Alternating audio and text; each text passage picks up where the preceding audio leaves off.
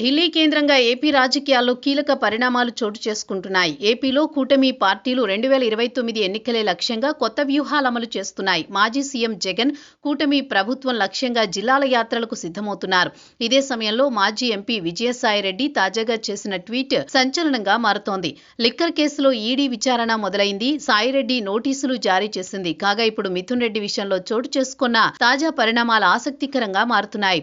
YCP ముఖ్య నేతలకు కేసుల్లో ఉచ్చు బిగుస్తోంది. లిక్కర్ కేసులో మాజీ ఎంపీ విజయసాయిరెడ్డికి ఈడీ తాజాగా నోటీసులు జారీ చేసింది. ఈ నెల 22న విచారణకు హాజరు కావాలని నోటీసుల్లో పేర్కొంది. ఇదే కేసులో సిట్ విచారణకు హాజరైన విజయసాయిరెడ్డి కీలక అంశాలను ప్రస్తావించారు. తాను ఈ కేసులో విజిల్ బ్లోయర్ అంటూ సోషల్ మీడియా వేదికగా చేసిన పోస్టు సంచలనంగా మారింది. ఈ కేసులో రాజ్ కెసిరెడ్డిని సూత్రధారిగా పేర్కొంటూ ఆరోపణలు చేశారు. మద్యం విధానం అమలులో తాను నేరుగా ఎప్పుడూ జోక్యం చేసుకోలేదని, అమ్మకాలతో తనకు సంబంధం లేదని గతంలో సిట్ ముందు స్పష్టం చేస్తూనే తాను దర్యాప్తుకు సహకరిస్తానని విజయసాయిరెడ్డి తేల్చి చెప్పారు.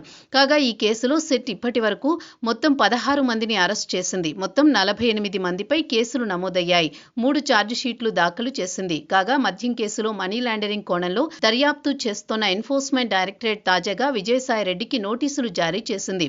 ఇదే కేసులో అరెస్ట్ అయి బెయిల్పై విడుదలైన ఎంపీ మిథున్ రెడ్డిపై తాజాగా ఈడీ నోటీసులు జారీ చేసింది. ఈ నెల 23న విచారణకు హాజరు కావాలని సూచించింది. మద్యం అమ్మకాల ద్వారా వచ్చిన ఆదాయాన్ని నిబంధనలకు విరుద్ధంగా మళ్లించారనే ఆరోపణలపై ఈడీ విచారణ జరుపుతోంది.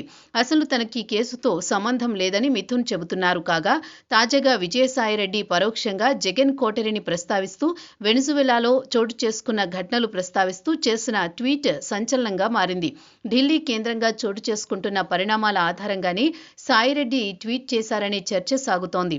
ఇక లిక్కర్ కేసులో ఏపీ కేంద్రంగా కొంత వేగం తగ్గిన సమయంలో ఇప్పుడు ఈడీ నోటీసులు విచారణ కేసులో కీలక మలుపుగా మారుతోంది. రానున్న రోజుల్లో చోటు చేసుకునే పరిణామాలు ఆసక్తికరంగా మారే అవకాశం ఉంది.